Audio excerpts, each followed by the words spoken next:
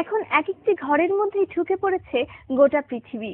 ঘরের কম্পিউটারে যদি থাকে ইন্টারনেটের কানেকশন, ঘরে বসেই হতে পারে বিশ্ব ভ্রমণ। এখন ঘরের মধ্যেই আমরা রচনা করেছি এক একটি নিজস্ব পৃথিবী। দৃষ্টিনন্দন শেলফে কিছু বই, নান্দনিক আসবাব, কয়েকটি বিখ্যাত ছবি, কয়েকটি অর্কিড, বসার ঘরে শোয়ার ঘরের আলোর কাজ, ঘরের মেঝেতে কার্পেট, দেয়ালের রঙের সঙ্গে মিলিয়ে জানালায় ভারী সুন্দর পর্দা, বারান্দার টবে ফুল গাছ। ঘরে ঘরে এই তো চেনা চেনা ছোট্ট পৃথিবী। এই চেনা ছোট্ট ছোট্ট পৃথিবী ছেড়ে আমরা অনেকেই সহজে বের হতে চাই না। অনেকেই গুটিয়ে থাকতে পছন্দ করি, নিজের মতো করে বাঁচতে ভালোবাসি। নিজের চারপাশে একটা দূরত্বের ঘেরা টোপ তৈরি করে আমরা সমাজ রাষ্ট্র থেকে বিচ্ছিন্ন হয়ে পড়ছি। আমরা প্রতিটি মানুষ যদি এক একটি দূরতর দ্বীপ রচনা করি, তবে এই পৃথিবীর সভ্যতার চাকা আবার উল্টো দিকে ঘুরতে শুরু করবে। যারা নিজের মতো বাঁচতে চায় তারা হয় হিংস্র, নয়তো ভীষণ ভয় কাতুরে। শুরু করছি আজকের দিন প্রতিদিন। আজ দিন প্রতিদিনে রয়েছে আজ কোথায় কি।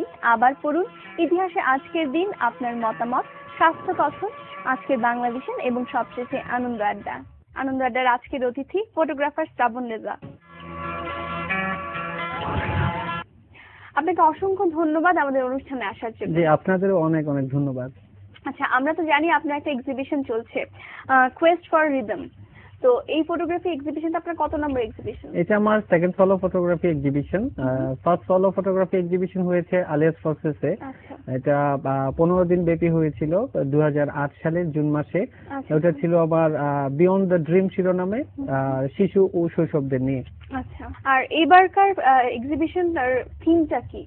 এবার আমার কোয়েস্ট ফর রিদমের বেসটা নেচারকে নিয়ে আমি অ্যাবস্ট্রাক্ট কিছু কাজ করার চেষ্টা করেছি।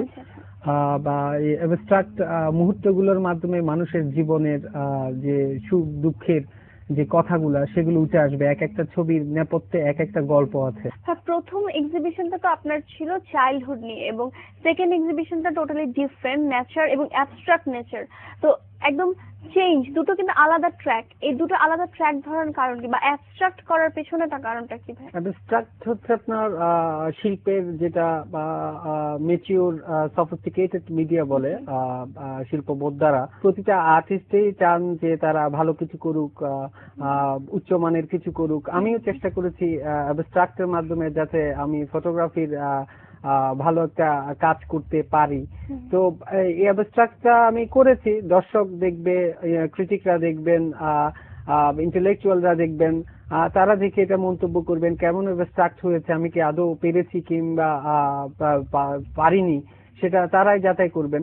তো আমি চেষ্টা করেছি আমার ভালো, সর্বোচ্চ ভালো কাজটা করার, সর্বোচ্চ বা আনন্দদায়ক কাজটা করার। আচ্ছা, এই পর্যন্ত কেমন সাড়া পাচ্ছেন?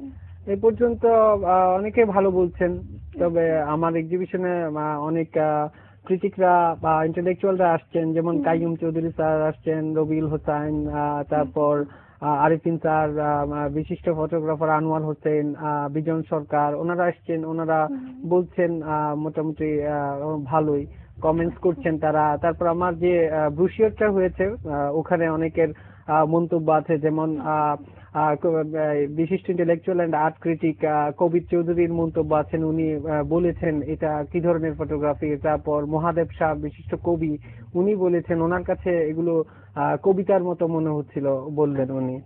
তো আমি আশা রাখছি আরো মন্তব্য আসবে, সমালোচনা আসবে, কিরকম হবে এটা পরবর্তীতে আরো রিভিউ হবে। এটা নিয়ে আমরা পরবর্তীতে এটার ফলাফলটা দেখতে পাবো। আর আপনি আপনার কাজটাকে কিভাবে বিশ্লেষণ করেন? আমি আমার অ্যাবস্ট্রাক্ট ফটোগ্রাফির মধ্যে যেগুলো স্থান পেয়েছে, আমি দু একটা ছবির নাম বলতে চাই। যে ইনসিকিউর জার্নি, একটা পিঁপড়া বা কাঁটাতারের বেড়ার উপর দিয়ে যাচ্ছে। যে ইনসিকিউর জার্নি, এটা যে মানুষের ইনসিকিউর জার্নি, এটাকে আমি বুঝাতে চেয়েছি যে এই পিঁপড়ার মাধ্যমে যে মানুষের জীবনটাও এরকম একটা ইনসিকিউর জার্নি। তারপর আছে আপনার ডিসেক্টিভ স্কেচ নামে একটা ছবি আছে, যেটা বঞ্চনাময় নকশা হিসেবে আমরা বলতে পারি। যে সব নকশা আমাদেরকে অনেক সময় আকর্ষণ করে, যে মানে কাছে নিয়ে যায়, কিন্তু পরবর্তীতে দেখা যায় সেটা আমাদেরকে দূরে ঠেলে দেয়, মরীচিকার মতো হয়ে যায়। এই ধরনের কাজগুলো আমি তুলে ধরেছি এক একটা ছবির মাধ্যমে, এক একটা বক্তব্য, নেপথ্যের এক একটা বক্তব্যকে আমি প্রেজেন্ট করেছি। আপনার যে কাজগুলো প্রকৃতি নিয়ে কাজ করেছেন, কিন্তু আসলে রিলেট করছেন মানব জীবনের সাথে। এক্স্যাক্টলি মানব জীবনের কথা, মানুষের সুখ দুঃখের কথা, বিভিন্ন ধাপের কথা, মানুষ যে কিভাবে জীবন যাপন করছে, কিভাবে এগিয়ে যাচ্ছে, এগুলোর কথা এসছে আমার এখানে। আর আপনার ফেভারিট ফটোগ্রাফিগুলো কিরকম, মানে আপনার পছন্দের ফটোগ্রাফিগুলো? বলতে গেলে আমি যে ছবি তুলি, আমার ছবি তো আমার কাছে অবশ্যই ভালো। আর স্পেশাল কাজ বলতে গেলে এটা দর্শকরাই বলবেন যে কিরকম, কোনটা বেশি ভালো হয়েছে। এখন তো অনেকেই ফটোগ্রাফি করছে, তো যারা নতুন করছে তাদের উদ্দেশ্যে কি করবেন, বা কোথা থেকে শিখবে, বা শেখার জায়গাটা কিভাবে? শুরুটা তো অনেকেই করতে যাচ্ছে, যেমন আমিও একটু চেষ্টা করি, কিন্তু আসলে হয় নাকি। না, ফটোগ্রাফিটা আসলে একটা ব্যয়বহুল মাধ্যম, কিন্তু অনেকেরই প্যাশন আছে আমি দেখতে পাচ্ছি এটার মধ্যে। তো এটা করার জন্য বেসিক্যালি নিজেকে এডুকেটেড হতে হবে ফার্স্ট টাইম, যে একাডেমিক ব্যাকগ্রাউন্ডটা ভালো থাকতে হয়। তারপর ফটোগ্রাফির উপর পড়ালেখা করলে সেটা আরো বেটার হয়। তারপর ফটোগ্রাফি একটা নান্দনিক বিষয়, এই নান্দনিকতা বোধটা নিজের মধ্যে কাজ করতে হবে, নিজেকে চর্চার মধ্যে রাখতে হবে। যে ছবি নিয়ে সিনিয়র ভাইদের সাথে যারা ছবি বোঝেন তাদেরকে নিয়ে ছবি তুলে তুলে দেখাতে হবে, সেটার বক্তব্যটা, সেটা কেন ভালো হয়েছে, কেন ভালো হয়নি, সেটা নিয়ে তাদেরকে বিশ্লেষণ করতে হবে। তারপর ধাপে ধাপে এগিয়ে গেলে আমি মনে করছি ভালো করা যায়। তো ফার্স্ট টাইম তো নতুনদেরকে অবশ্যই অনেক বেশি স্ট্রাগল করতে হয়, আমরাও করেছি, করব সামনে। তো এভাবে ধাপে ধাপেই এগিয়ে যেতে হবে। আচ্ছা, একজন নাগরিক হিসেবে দেশকে বা দেশের জন্য দায়বদ্ধতা থেকে কি করছেন, বা এই ভাবনাটা কোত্থেকে? হ্যাঁ, আমি যেহেতু বাংলাদেশকে আমরা সবাই ভালোবাসি, আমিও ভালোবাসি, তো আমরা চাইবো দেশের মুখ যাতে উজ্জ্বল হয়, দেশের মানুষ যাতে ভালোভাবে থাকে, দেশের মানুষ সুন্দর কালচারড হয়, বা তাহলে আমাদের এই যে হানাহানি, রাজনীতি, অস্থিরতা, এগুলো থাকবে না। তো আমিও চাই আমার এই ছবির মাধ্যমে, যে আমি বলেছি আমি যে ছন্দের সন্ধানে, যে আমরা একটা ছন্দ হারিয়ে ফেলেছি, এই ছন্দটা আমি খুঁজতে চেয়েছি।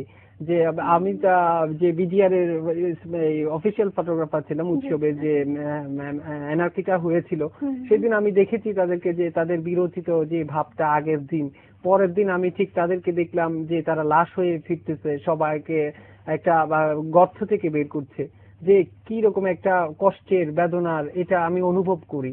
সেই দিন থেকে তখন থেকে আমি একটা ছন্দহীন হয়ে গেছি। তো আমি চেয়েছি যে এই নেচার বেস্ট ফটোগ্রাফির মাধ্যমে যাতে সারা দেশের মানুষ যে অস্থিরতার মধ্যে আছে, এই অস্থিরতাটা কাটিয়ে যে একটা ছন্দময়, সুন্দর, আশা জাগা নিয়ে স্বপ্ন সকাল পাবে মানুষ, যে সামনের দিকে এগিয়ে যাবে, বাংলাদেশের সমৃদ্ধির দিকে এগিয়ে যাবে, এটা আমি চেষ্টা করেছি। আমি ভবিষ্যতেও চেষ্টা করব, দেশের মানুষ আমাকে দোয়া করবে, তারা যাতে আমি ভালো কাজ করতে পারি, আর সবাই আমাকে সহযোগিতা করবে, আপনার মিডিয়া যারা আছেন সবাই সহযোগিতা করবেন, এটা আশা রাখছি। ভবিষ্যতে কাজ করে যাচ্ছি, করব। আচ্ছা, এই আপনার এক্সিবিশনের পেছনে কারা কারা কিভাবে সহযোগিতা করেছেন? আমার এই এক্সিবিশনটা আসলে একটু কঠিন ছিল, যদিও একটা বড় একটা প্রজেক্ট ছিল এটা। তো আমার এই এক্সিবিশনে বেসিক্যালি আমি এখন কাজ করছি সমকালে স্টাফ ফটোগ্রাফার হিসাবে। তো সমকাল পত্রিকা আমার গোলাম সারোয়ার ভাই, সাইদ ভাই, ওনারা, মাহবুব ভাই, নাসির ভাই, ওনারা আমাকে অনেক হেল্প করেছেন এই এক্সিবিশন অর্গানাইজ করার জন্য।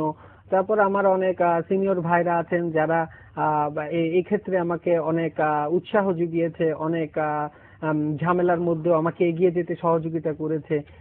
তাদের কথা আমি মানে খুবই কৃতজ্ঞতার সাথে স্মরণ করছি। আমরা আপনার উত্তরোত্তর সাফল্য কামনা করছি। আপনাকে অসংখ্য ধন্যবাদ আমাদের অনুষ্ঠানে আসার জন্য। আপনাদেরও ধন্যবাদ। দর্শক, এতক্ষণ কথা হচ্ছিল অতিথির সঙ্গে, এবার বিদায়।